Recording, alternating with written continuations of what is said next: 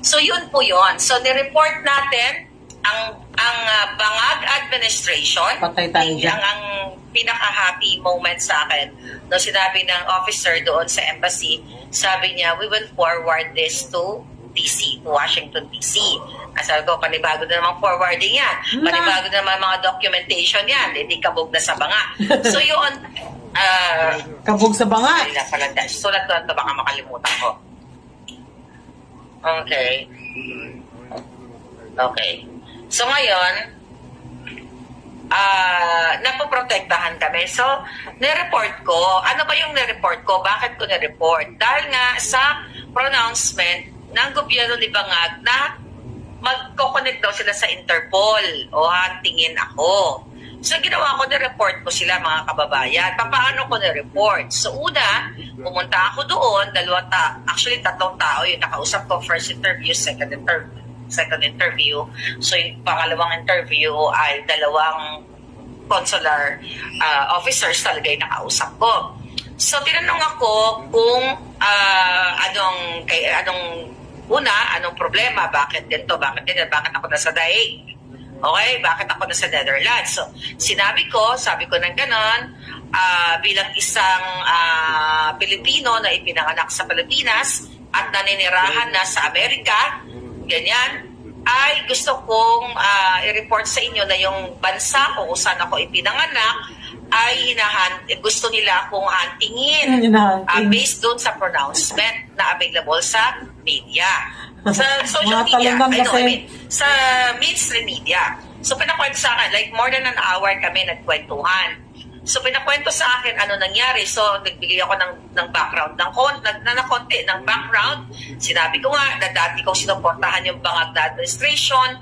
Then naging kritiko ako. Tapos gumawa sila ng mga fabricated address, fabricated crime against me, enable for the Bangag government na makapag-file sila ng kaso dyan sa Pilipinas para makapag-issue sila ng warrant of arrest. Yan po ang ginawa sa akin ng Bangag. So una, ako ay taga-suporta nila.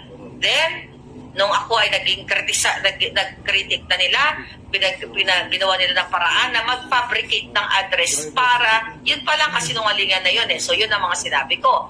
At ngayon, sinabi ko nasa Netherlands ako para magpakita ng pagsuporta sa aming former President Rodrigo Roa Duterte. So sabi ko, do you know what's going on in our country with our former president? Yeah. Tapos sabi niya, alam daw nila. So sabi ko, the reason I'm here, sabi ko, to show support. Sabi ko na gano'n, bilang isang ipinanganak sa Pilipinas at isang Pilipino na naninirahan na, di ba? At citizen na ng Amerika. Ngayon, mga palangga, so ikinuwento ko ng gano'n. So sabi ko, itong NBI director nila at itong Bangag na administrasyon na ito yung sinabi nila. Sabi ko, available naman yan sa online. So ayan, sinesearch. Habang nag-uusap kami, nagaganyan sila ng actually tatlo sila. So ngayon, mga kababayan, mga palangga, kinuwento ko lahat. Sabi ko, kinuwento ko pa ng kinasuhan ako ng 4 na libel cases. You know, na civil cases dito sa Amerika, sa California. So, pinapakinggan nila ako. Tapos sabi niya, na-report mo na, tapos yung death threat. Kinuwento ko na may death threat sa akin ang gobyerno ni Bangag. Prior to that pronouncement, na ipapahunting nila ako at sabwat daw sila sa Interpol, sinabi ko na meron na akong, mayroon ng kaso dito sa California. Tapos yan nga ako, sabi, at saka yung death threat. Tinanong ako, na-report mo na ba ito sa FBI? Sabi ko, yes. Sabi ko na gano'n, na-report ko na sa FBI California. Sabi niya, sino nakausap mo? Di sinabi ko yung pangalan na nakausap ko. Sabi niya, I know him. O, di ba? Magkasama kami sa ganito, sa ganyan. So, kakilala niya yung FBI. So, gusto ko lang, natuwa ako dahil yung FBI agent na nakausap ko dito sa California, magkakilala sila nitong consular, I don't know kung anong eksakto niya, basta nasa eksaktong rango dito yung officer sa US Embassy sa The Hague, pero magkakalala sila. Doon pinakakwento niya sa akin. Tapos ngayon, sabi niya, we will forward this to Washington DC. So, i-forward namin tong report mo. Sabi niya, kumusta ka ba ngayon? Meron bang sumusunod-sunod na sa'yo? Meron ka bang nakikita? Kasi, ano ang kailangan mong suporta? Ano kailangan mong assistance sa amin? Ganyan-ganyan. Sabi ko, so far, I'm okay. Sabi niya, alam ba nila kung saan ka? Pinapublish ko ba kung saan kang hotel o saan ka nakatira? Sabi ko naman sa kanya, no. Sabi ko na gano'n, hindi ko pinapublish. That's good. Sabi ng consul, ng officer. So, maraming pinagkwentuhan tungkol sa kaso. Kinuwento ko si Bangag, sabi ko, alam mo, kasi ako yung nag-expose ng Bangag video. Sabi ko, gano'n. Pero na-forward ko na to sa US. Even forwarded to the White House. Kung ano-ano mga sinabi ko, kung ano yung mga ginawa ko dito.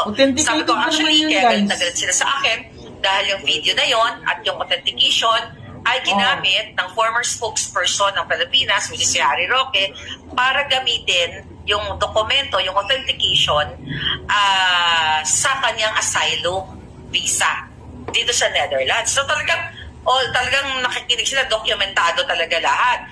So yung dating spokesperson ay hinahunting rin ng Bangag na administrasyon, Marcos administration, dahil nga sa aming kritisismo. Tapos sinabi ko rin na hindi lang yan, yung nanay ng dalawang bata na si Sheena, sabi ko, Sheena Makapinig na sa Belgium, na ngayon ay may asylum visa din. Kinidnap yung kanya dalawang anak, sinabi ko, at ang Marcos administration. So lahat yun dino-document.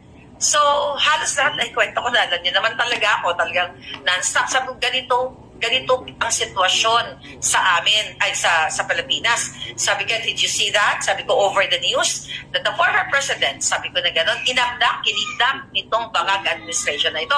Sa nakita daw nila sa news. Pero syempre, hindi naman sila magko-comment. Diba? Nakikinig lang sila. So, yun na nga. Ayun. Dahil, kinuwento ko, talagang ang haba ng chikahan namin. Yung iba doon, basta lahat ng kinukwento ko dito sa inyo about sa panggigipit nila, kinuwento ko doon sa consular office, sa embassy, US Embassy, sa Netherlands. So, ang sabi sa akin, kailan ka uuwi? Sabi ko sa April, sa 5, sabi ko gano'n, 5, di ba? Sabi ko sa 5, uuwi na ako. Sabi niya, anong assistance mo? Assistance na gusto mo?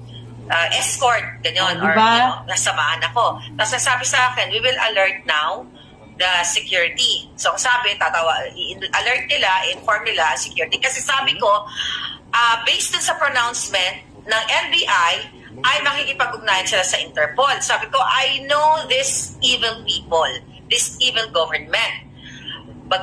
Sabi ko, they already fabricated and addressed a crime against me sa Pilipinas. So, pwedeng ito yung ipo-forward nila sa Interpol at gagamitin nila ang fabricated address na yon, which is hindi naman ako covered doon sa mga taong nilalagay sa Interpol dahil sa Interpol.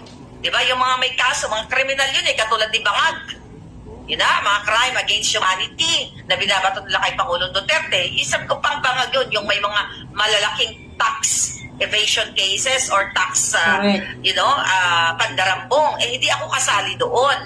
Which is hindi talaga kasama sa Interpol yun na mga kaso. Kaya lang, para ma-record ko sila, para magamit ko yung mga documentation na yon sa mga cases. Yon. May bago na naman tayong exhibit. So actually, nailagay ko na sa exhibit si Santiago. Marami tayong nilagay. I cannot just disclose everything. So sige pa, gumawa pa kayo ng katarantaduhan. Pero gusto ko lang sabihin sa'yo, NBI Director, ikaw nagunggong ka, kasama ka na sa exhibit ng kaso ko. Alright? So nakalagay na, naka ano na yung pangalan mo doon.